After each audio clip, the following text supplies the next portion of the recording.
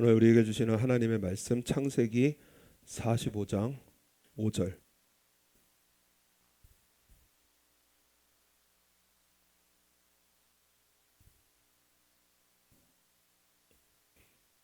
다 같이 읽겠습니다. 당신들이 나를 이곳에 팔았으므로 근심하지 마소서, 한탄하지 마소서. 하나님이 생명을 구원하시려고 나를 당신들 앞서 보내셨나이다. 아멘. 할렐루야. 지난주에도 우리 성도님들에게 많은 이러한 어려운 문제들을 듣게 되어집니다. 그래서 우리 강명주 집사님은 이제 아버지께서 이제 소천 바로 이제 임종 직전이어서 그래서 급하게 한국을 가셨고, 그래서 아버지가 지금까지 이제 예수님을 믿지 않으셨는데 신앙 고백을 반드시 시켜야 되거든요. 이거는 우리 전체가 걸린 문제이기 때문에요. 그래서 강명 집사님 애를 태워서 이제 한국을 가셨는데 계속해서 기도 요청이 오셨고, 그래서 이제 같이 기도해 가면서 우리 하나님께서 인도하심을 믿으면서 그렇게 복음을 증거하면 좋겠고, 또 옆에서 찬양을 끊임없이 불러드리라고 그렇게 말씀도 드렸습니다. 그런데 말을 할 수가 없는 형편이라서 그래서 이제 신앙 고백을 이제 아멘이 안 나오니까, 그러니까 이제 눈만 깜빡이시라고, 그래서 눈을 깜빡이셨다라는 거예요.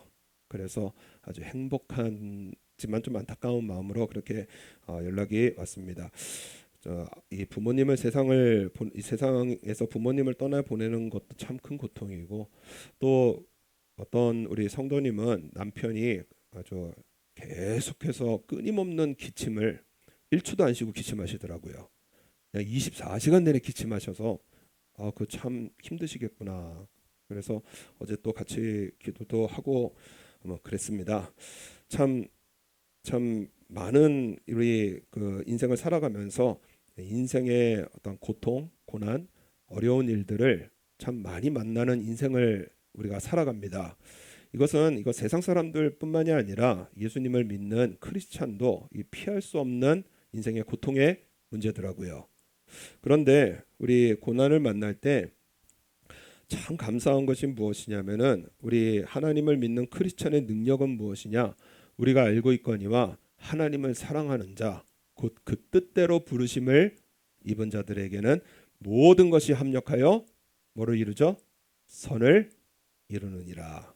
그래서 우리의 인생의 여러 가지 고통, 고난, 슬픔, 아픔 이런 것이요, 단지 슬픔과 아픔과 고통과 고난으로 끝나는 것이 아니라 하나님께서는 이 모든 것을 다 합하셔서 그래서 작품을 만들어 내신다라는 거예요. 그래서 어떤 분이 뭐라고 말씀하시느냐? 하나님의 나라에는 쓰레기통이 없다. 자, 하나님 나라에게는 버릴 게 없다라는 거예요. 우리 인생은 콱 버리고 싶은 그러한 인생의 문제들이 있습니다. 그냥 이 사람은 콱 버리고 싶고요. 이 일은 콱 버리고 싶고요. 그냥 내가 그냥 두 번 다시도 보고 싶지 않은 사람, 얼굴, 인생의 문제 이런 것들이 있지만은요. 그러나 하나님께서는 우리가 깨닫지 못하지만은 하나님께서는 우리가 깨닫지 못하는 위대한 이 섭리 속에 우리의 삶을 인도하시기 때문에 우리가 겪는 모든 일 가운데 버릴 것이 없더라 하는 그러한 말대로 하나님의 나라에는 이 쓰레기통이 없다, 그렇게 말씀을 하시는 것도 들어봤습니다. 우리가 고난을 겪는 당시에는 참 힘든 일이지만은 인생을 어느 순간에 뒤돌아보면은 정말 인생을 살아가는 힘이 무엇이냐? 힘들었던 경험이 힘이 되어지더라고요. 힘들었던 경험이 지혜가 되어지고요. 힘들었던 경험이 지식이 되어지고, 인생을 돌이켜 보면은 참 힘들었고 당시에는 정말 저만 내 맛도 아니고 정말 죽을 맛이었는데요. 그런데 시간이 지나고 보니까는 내가 인생을 살아갈 맛이 나는 그러한 인생의 참 경험이 되어졌습니다. 오늘 요셉이 뭐라고 하느냐? 하나님이 생명을 구원하시려고 나를 당신들 앞서 보내셨나이다 그랬습니다. 그런데 하나님께서 앞서 보내신 방법이 뭐냐? 그 앞에 보면 당신들이 나를 이곳에 팔았으므로.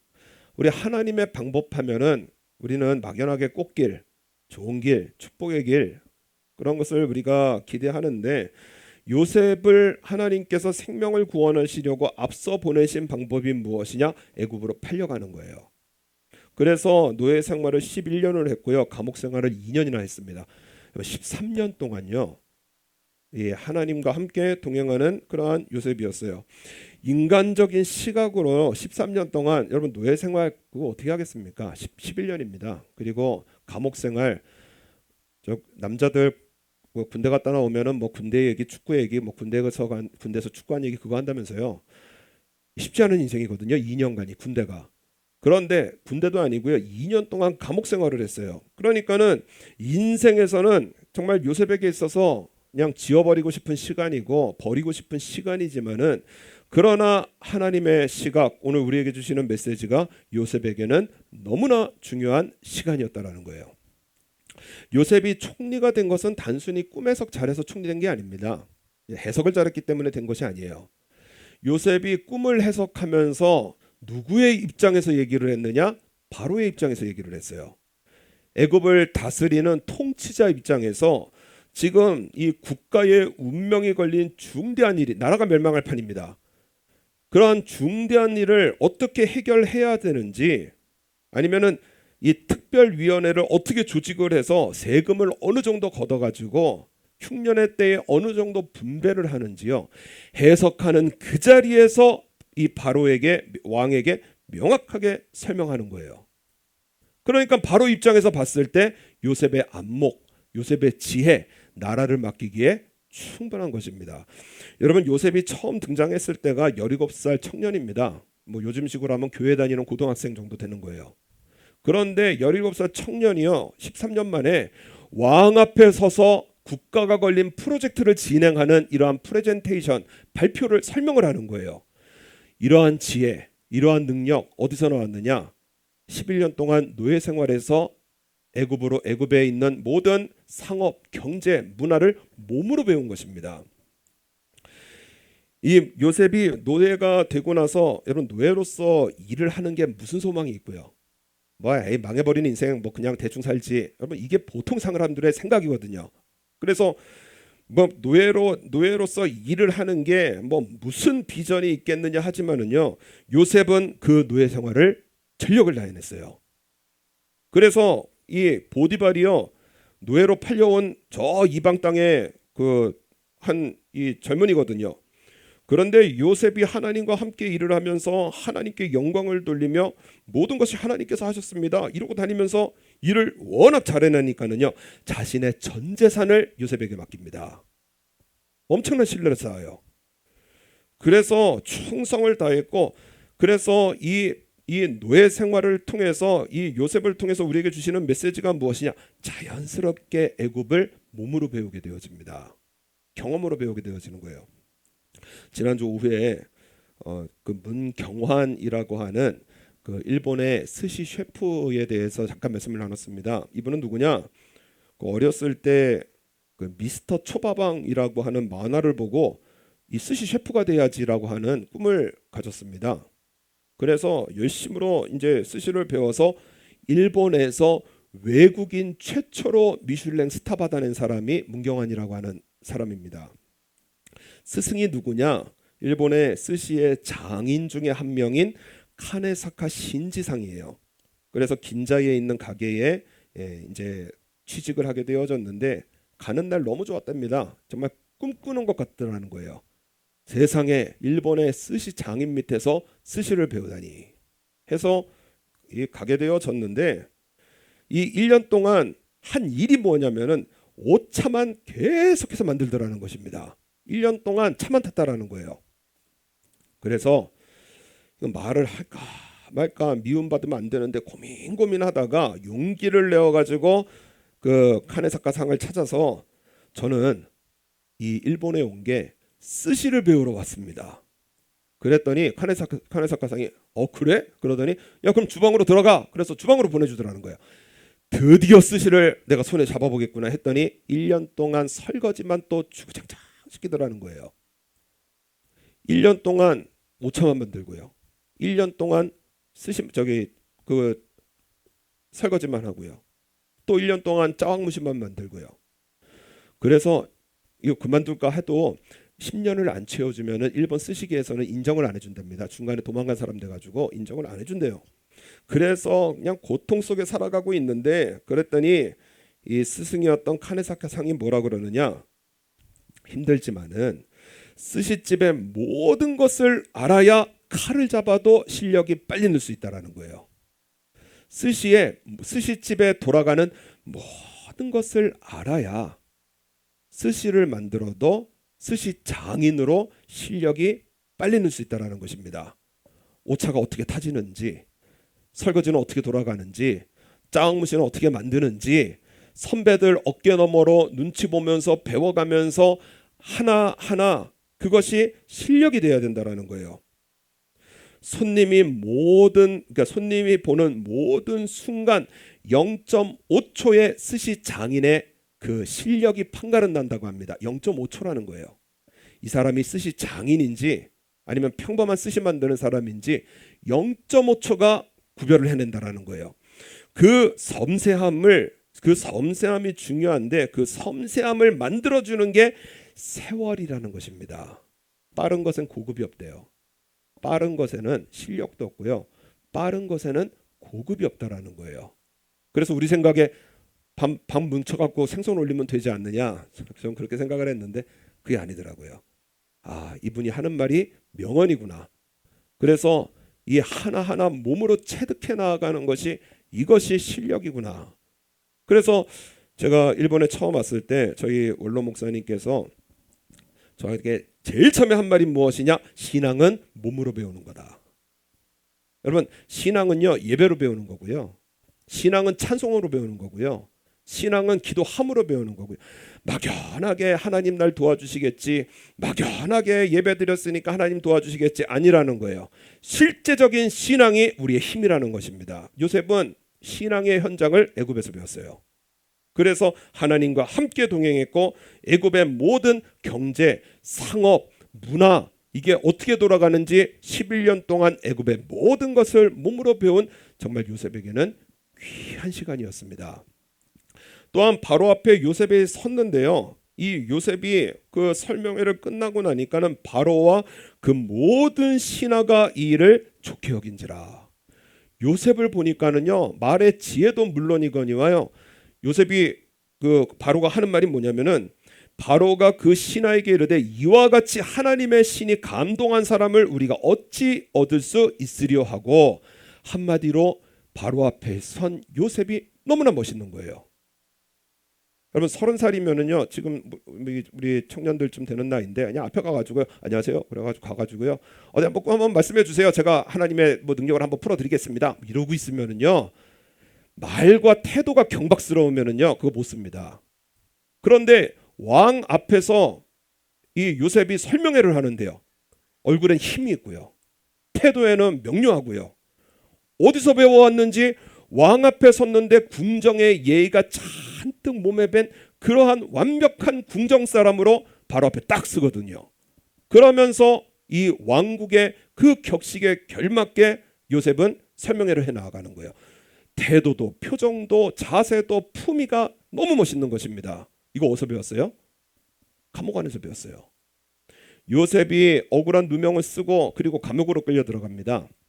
근데 그 감옥이 어떤 감옥이냐, 이에 요셉의 주인이 그를 잡아 옥에 넣으니 그 옥은 왕의 죄수를 가두는 곳이라. 궁정에서 실수한 사람들, 궁정에서 오해 산 사람들, 당시에는요, 이 왕들이요, 조선의 왕들도 3분의 1이 독살당했거든요. 언제 죽임을 당할지 몰라서 이 신하들에 대한 견제가 극심했던 고대 시대들입니다. 그러니까 조금만 이상하면은 가둬놓는 거예요. 그러니까는 왕궁의 고급 관리들이 갇힌 그 감옥에서 요셉은 그들과 함께 지나면서, 술 맡은 관원, 떡 맡은 관원, 그냥 단순한 요리사들 아닙니다. 왕이 제일 신뢰하는 최고급 관리예요. 이런 사람들에게 왕궁의 예의들을 배워가면서요, 그들을 눈으로 익혀가면서요, 말로 익혀가면서요, 이 감옥 안에서의 왕궁의 예의를 배워 나아가는데요. 또 술 맡은 관원이 2년 동안 싹 잊어버렸습니다. 이 요셉에게 있어서 가장 절망일 때일 거예요. 그래서 나가면 도와줄게 그랬는데 잊어버렸어요. 희망이 있다가 꺼지면요, 그 참 쉽지가 않습니다. 그런데 이 당시에 애굽에서 공직에 나아갈 수 있는 나이가 30살 때부터입니다. 30살. 그러니까 요셉이 30살 때까지 기다려야 돼요. 그래서 노예로 11년, 그리고 또한 애국 감옥에서 2년.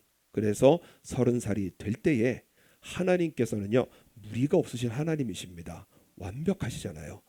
요셉이 아무런 저항받지 않고 완벽하게 애굽의 공직에 올라갈 수 있도록 하나님께서 요셉을 훈련시키시고 인도하신. 그래서요, 여러분 세상의 시각으로 보면은요, 여러분 누가 노예되고 싶은 사람이 누가 있겠어요? 죄수로 인생 버리고 싶은 사람이 누가 있겠어요?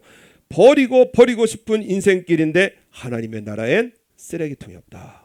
모든 것을 합력하여서 이루시는 우리 하나님께서 노예의 길도 죄수의 길도 하나님의 특별한 섭리 속에서 요셉을 총리로 세우시는 길로 인도하시더라는 것입니다. 그래서 우리가 가져야 될 인식이 무엇이냐? 우리 한번 따라하겠습니다. 하나님께서 하셨습니다. 삶의 현장에서 쉽지가 않습니다.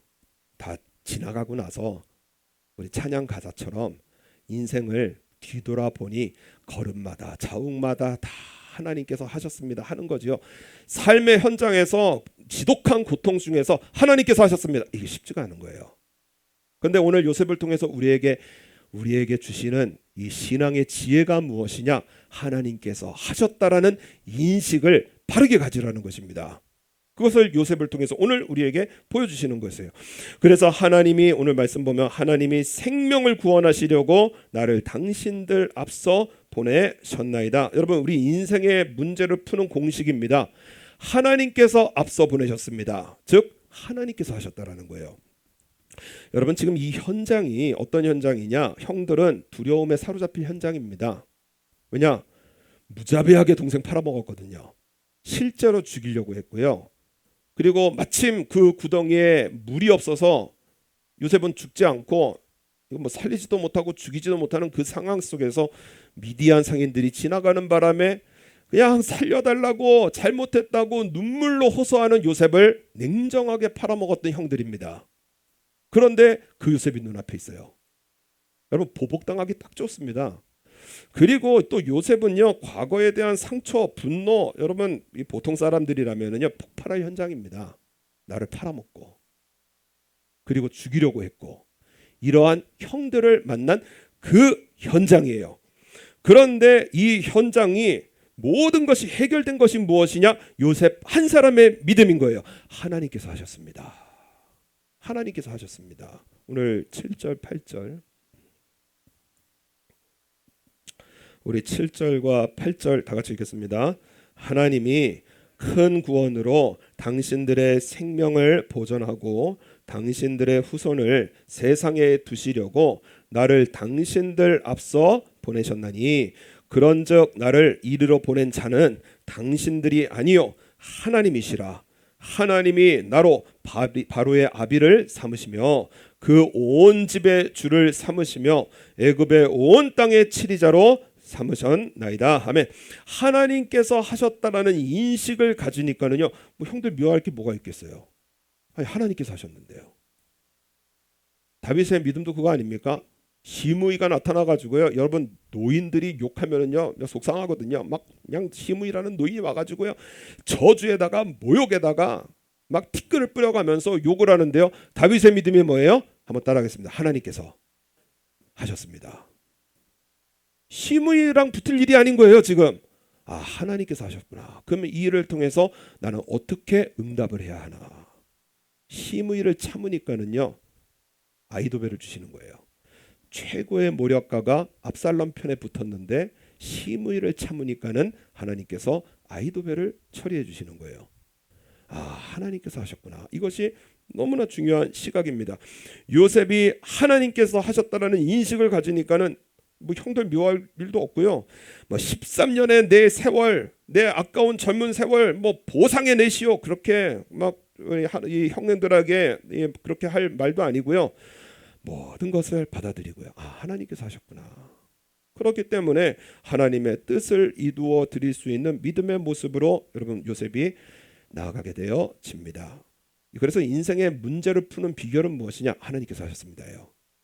삶의 현장에 있으면 모릅니다. 치열해서요. 고난당하고요. 막 가슴 떨리고요. 심장 내려앉고요. 그러면은 모르거든요.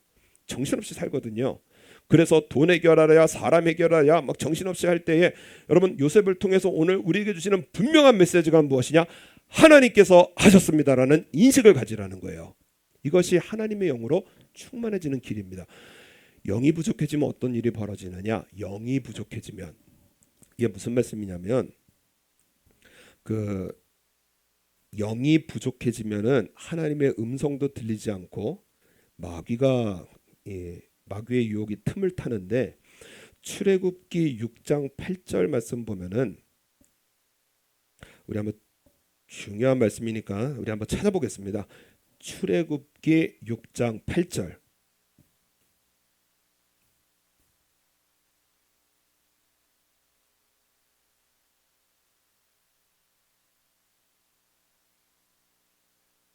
출애굽기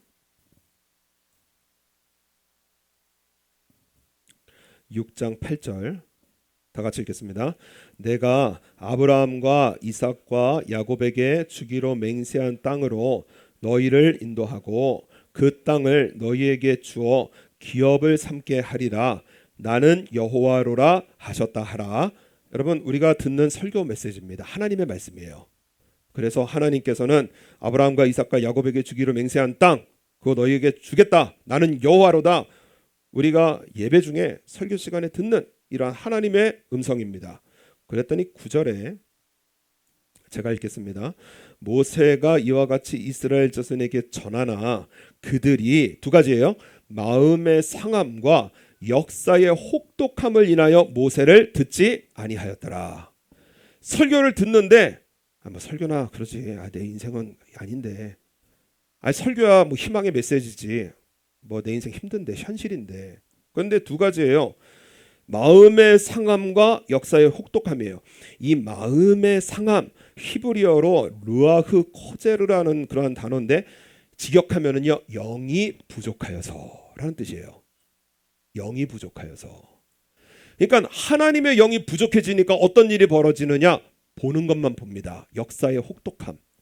이 역사의 혹독함이 뭐냐? 우리 광야에 나가서 예배드리겠습니다. 그랬더니 바로가 뭐라 그랬? 당시에 바로가 뭐라 그랬느냐? 그 5장 17절의 말씀 보면은 출애굽기 5장 17절에 바로가 가로되 너희가 게으르다 게으르다 그러므로 너희가 이르기를 우리가 가서 여호와께 희생을 드리자 하는도다.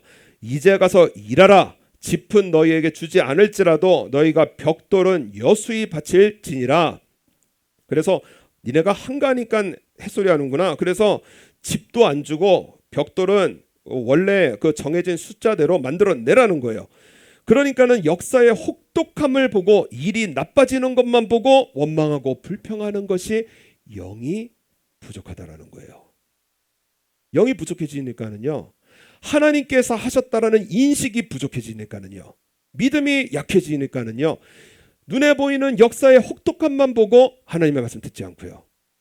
그 말씀이 내 말씀으로 들려지지 않고요. 하나님은 말씀하시지만 내 인생과는 나 현실인데 돈이 없는데 인생이 깜깜한데 하나님의 말씀은 뭔가 아름다운 이미지 같고 희망의 메시지 같지만 내 인생은 아닌데 좋은 소리로밖에 안 들리는 거예요. 이게 영이 부족하기 때문에 그렇습니다. 영이 부족한 거의 반대말이 뭐냐? 성령 충만이에요. 하나님의 영으로 충만해지는 거예요. 이 하나님의 영으로 충만해지는 것이 어디에서 이루어지느냐? 우리 빌립보서 한번 다시 찾아보겠습니다. 저 뒤로 넘어가셔서 빌립보서 4장 6절 신약에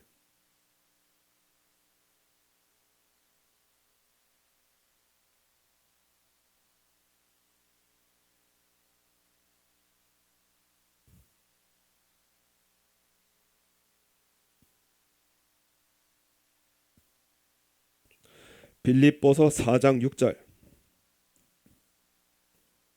6절과 7절 이 말씀은 우리 신앙생활에 참 귀한 도움이 되어지는 말씀이기 때문에 그냥 외워놓는 게 좋습니다. 빌립보서 4장 6절 7절 다 같이 읽겠습니다. 아무것도 염려하지 말고 오직 모든 일에 기도와 간구로 너희 구할 것을 감사함으로 하나님께 아뢰라. 그리하면 모든 지각에 뛰어난 하나님의 평강이 그리스도 예수 안에서 너희 마음과 생각을 지키시리라. 아멘. 아무것도 염려하지 말고, 역사의 혹독함, 그저 눈에 보이는 거거든요. 눈에 보이는 것에 염려하지 말라는 거예요. 귀에 들리는 것에 염려하지 말라는 거예요. 오직 모든 일에 기도와 간구로, 이 기도와 간구의 중심이 무엇이냐? 너희 구할 것을 감사함으로 하나님께 아뢰라. 감사함은요, 믿는 겁니다. 믿음의 최고봉이 감사예요. 그래서 기도와 간구의 중심이 무엇이냐? 하나님께서 하셨습니다. 감사하는 거예요.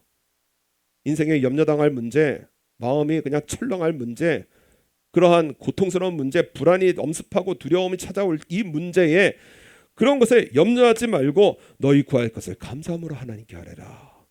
그래서 내가 원하지 않는 인생의 문제를 만났을 때 하나님께서 분명히 이 일을 허락하셨을 텐데 나에게 원하시는 것이 무엇일까? 여기에서 시작해야 진짜 회개가 나오고요. 여기에서 시작해야 진짜 순종이 나오고요. 여기에서 시작해야 우리가 진짜 믿음의 바른 대답을 할 수가 있게 되어지는 겁니다. 사람을 바라보고요, 환경을 바라보면은요, 답을 못 찾아요. 하나님을 바라보고 나를 바라봐야 진정한 답을 찾게 되어지는 것입니다. 그리하면 모든 지각에 뛰어난 하나님의 평강이 그리스도 예수 안에서 너희 마음과 생각을 지키시리라. 영이 부족하면은 사단이 틈타가지고요, 사단이 주는 생각을 가지고 살아버립니다. 그래서 가룟 유다 보세요.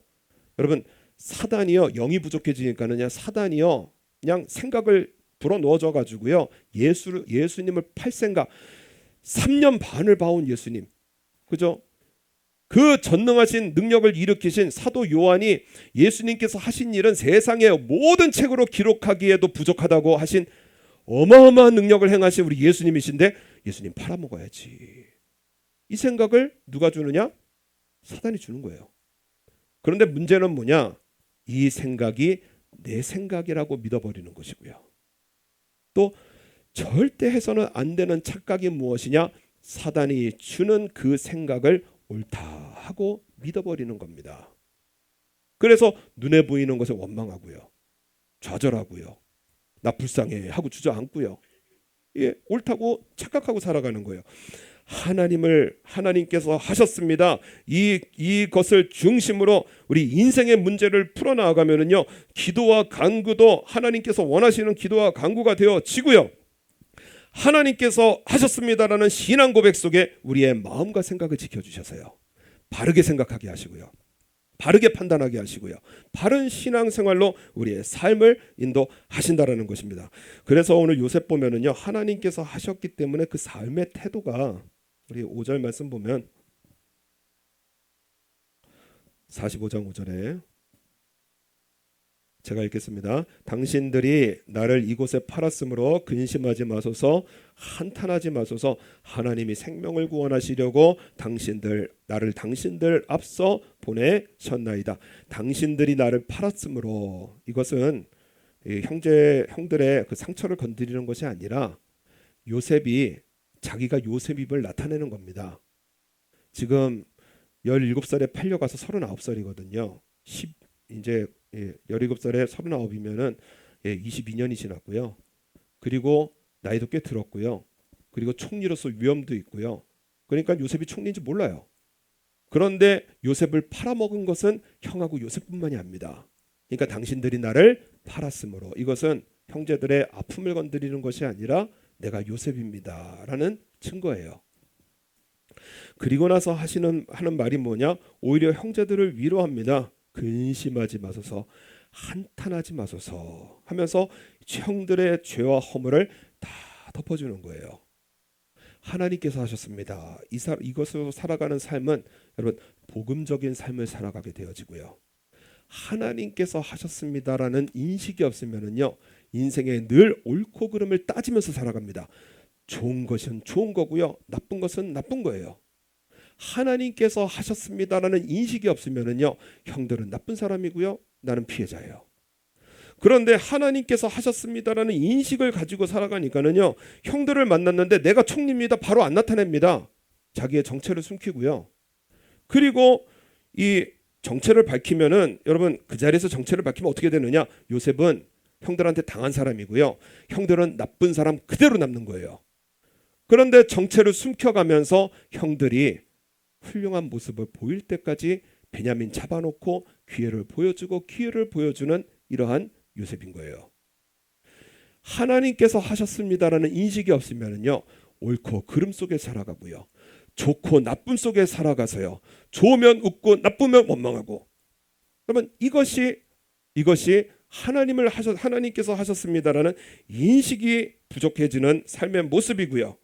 밤낮으로 좋은 일 나쁜 일, 여러분 그 사람은 지옥을 살아갑니다. 그러나 하나님께서 하셨습니다라는 인식을 살아가는 삶에는요, 복음으로 모든 것을 덮기 때문에요. 그래서 그 삶은 천국을 살아가는 거예요. 한국에 그 유명 배우 중에 정애리라고 하는 그러한 분이 계시는데, 이분은 권사님이십니다. 평소에도 예수님 잘 믿기로 소문난 그러한 분이셨는데, 그런데 어느 날 이제 속이 너무 아파서 응급실에 실려갔는데, 의사도 처음 본 아주 극심한 그 복막염, 그 염증이 있어서, 그래서 아주 큰 수술을 받았는데, 그런데 수술을 받다가 보니까는 암세포가 발견이 돼서, 그래서 이 진단을 조사를 해보니까 난소암이라는 진단을 받았습니다. 이분이 여배우 아닙니까? 여배우. 근데 난소암을 제대로 치료를 하려면은 크게 개복을 해야 된다라는 거예요. 그래서 몸에 큰 흉터가 남아야 됩니다. 그래서 그 정혜리 권사님이, 아버지 내가 그것만은 좀 피하게 해주세요. 내가 뭘 그렇게 잘못했는데. 그래서 기도하면서 항암 치료를 받아가기 시작했는데, 이 머리 다 빠지고요. 그리고 정말 그 항암 치료, 저희 친구들 그 암 치료 받는 친구만 하니까 그냥 포기하고 싶답니다. 항암 치료가 그렇게 힘들대요.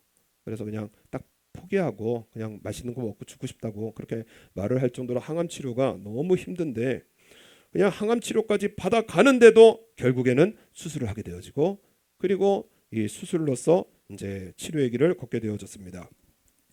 이것만은 안 돼요 했는데 어쩔 수 없이 몸에 큰 수술 자국을 나면서 샤워할 때마다 보이는 거예요. 옷 갈아입을 때마다 보이는 겁니다. 얼마나 눈물 나고 고통스러운지. 그래서 하나님 앞에 원망이 가득하다가 시간이 지나고 흐르다 보니까는 이 마음이 슬슬 바뀌기 시작하는 겁니다. 하나님께서 내 몸에 이 깊은 수술 자국을 남기신 이유가 무엇일까? 그러고 생각을 해보다 보니까는 나름대로 연예계에서는 기도한다, 그리고 전도 좀 한다, 그렇게 소문난 크리스찬이었는데, 이분 바쁜 사람 아닙니까? 라디오도 하고 또 방송도 하고 드라마도 찍고 하시는 분이니까 바쁜 생활 속에서 삶에 고통이 있는 사람들에 대한 뉴스를 봤을 때 이렇게 내 고통처럼 공감을 못했더라는 거예요. 인생의 그 자기의 몸에 깊은 상처를 보면서 삶에 깊은 상처들이 있는 사람들이 얼마나 힘들까라는 생각까지 가더라는 것입니다. 그래서 기도하기 시작했대요. 실제로 기도하기 시작했답니다. 그래서 연예계에서도 이제 유명한 기도자로서 만난 적이 없는 동료 연예인들을 위해서 기도하고, 또 어떤 연예인들이 또 이제 연예란에 좀 어려운 일로 뉴스가 날 때도 그 동료 연예인들에게 기도 편지 뿌려가면서 같이 기도하자고 하면서 연예계의 전도와 기도의 물결을 이제 지도하고 있었던 그러한 권사님이셨습니다. 그런데 어느 날 그 이광기라고 하는 그 배우가 있는데, 그 배우가 그 아들이 코로나로 인해서 코로나에 걸려서 아들이 코로나 때문에 세상을 떠나는 아주 큰 슬픔을 당하게 되어졌습니다. 이 정혜리 이분이 이 이광기 배우랑 작품을도 같이 한 적이 없어서 만난 적도 없는데, 그 뉴스를 보자마자 마음이 찢어지도록 아프더라는 거예요. 마치 내 아들을 잃어버린 것처럼 눈물로 기도하고 고통 중에 하면서 기도하다가 그 아픔이 이제 많이 잠잠해질 때에 이광기라고 하는 그분의 지인에게 좀 실례지만은 전화번호를 물어서 메시지를 보냈다라는 거예요. 절대 이상한 뜻이 아니라 기도하는 중에 우리 하나님께서 이광기 씨에 대한 큰 아픔을 같이 나누고 계십니다. 그 뜻을 전해주셨습니다. 힘을 내세요. 그랬더니 감사합니다라는 답이 오고 그리고 만나게 되어졌다라는 거예요. 그렇게 깊은 신앙인은 아니었지만 삶의 아들을 잃을 슬픔을 보니까는 하나님 이런 거 필요 없어. 신앙 필요 없네. 그러면서 신앙을 버릴 뻔했다라는 거예요. 그런데 이 정혜리 권사님으로부터 이 대화를 나누게 되어지고 마음에 하나님에 대한 사랑으로 치유를 받게 되어지고 그리고 지금은 월드비전의 홍보대사로서 그래서 아들을 잃어버린 그러한 아픔을 딛고 자신과 같이 고통당하는 사람들을 위해서 정말 전심을 다해서 일하는 하나님의 사람으로 하나님께서 그를 인도하시더라는 것입니다. 그래서 정혜리 그분이 하시는 말씀이 간증 속에 하시는 말씀이 그래요. 하나님 나라에는 쓰레기통이 없대요. 하나님 나라에는 쓰레기통이 없대요. 아픔도 고통도 병도 하나님께서 허락하시기에 하나님을 믿어드리면 하나님께서 이기게 하시고 나를 향하신 하나님의 원대한 뜻을 이루어 가십니다. 그분이 하시는 말씀이에요. 여러분 우리 인생 속에 우리 다 공감하시잖아요. 하나님께서 나의 인생길 정말 어렵고 힘든 이 일들을 통해서 인도하셨고 오늘 앞으로 만날 그 인생과 고통 또 이기게 하시고요. 또 옆에 우리 이웃에게 고통받는 사람들 우리 하나님의 나를 인도하셨던 그 경험들을 간증해 가면서 우리 이웃들에게 힘을 주는 이러한 일들로 우리 하나님께서 우리의 삶을 인도하고 계신다라는 것입니다. 이것을 믿어야 돼요. 하나님 나를 인도하신다. 큰 고통과 슬픔 중에 있을 때 여러분 우리 그걸로 죽지 않습니다. 하나님께서 우리를 인도하시는 거예요. 시편 97편의 말씀에 보면은 여호와께서 통치하시나니 땅은 즐거워하며 허다한 섬은 기뻐할지니라 구름과 흑암이 그에게 들렸고 여러분 하나님께서 통치하시는데요. 그 통치가 안 보인다라는 거예요. 구름과 흑암이 그에게 들렸고 아니 하나님 보여야 믿죠. 하나님 뭐 보여주셔야 믿죠. 아니라는 거예요. 구름과 흑암이 그에게 들렸고 그런데 우리가 믿을 것은 무엇이냐? 의와 공평이 그 보좌의 기초로다. 하나님은 보이지 않지만은 하나님께서는 살아계시고 자기를 찾는 자에게 상 주시는 이심을 믿는 자에게는 반드시 상을 주시고 오늘 요셉처럼요 하나님께서 하십니다. 그래서 인생을 풀어나가는 하나님의 백성들에게는요 하나님께서 배신하지 않으신다라는 거예요. 의와 공평이 그 보좌의 기초로다.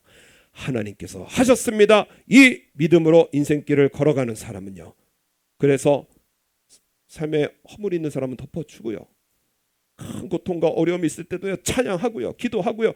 더욱더 예배에 나오고요. 고통 중에 있으면서 새벽기도는 매일 나오는 거예요. 고통 중에 있으면 새벽기도도 나오고요.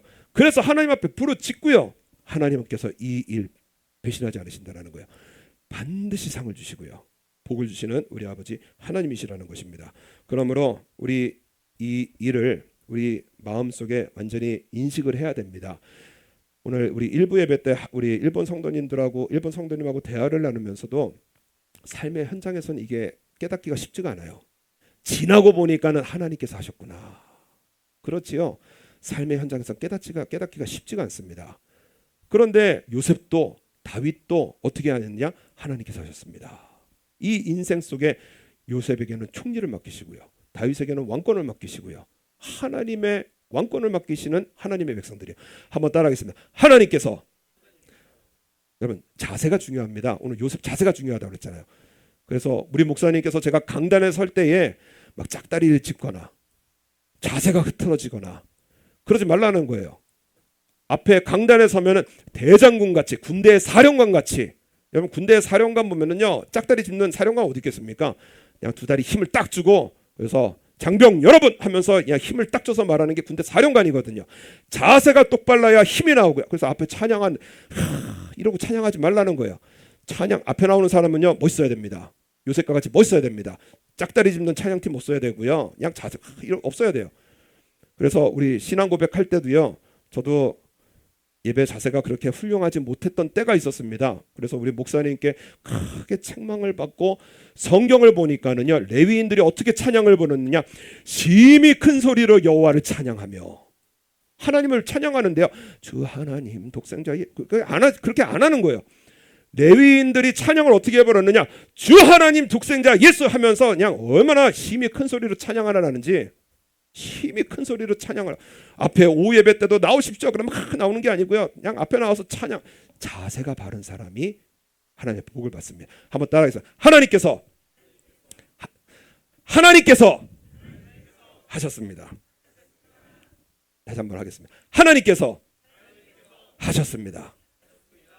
인생에 마음 콱 떨어지는 이러한 일이 있을 때 나중에 깨닫지 마시고요, 그냥 질질 끌려다니다가 나중에 걸음마다 자국마다 그러지 마시고요, 하나님께서 하셨습니다.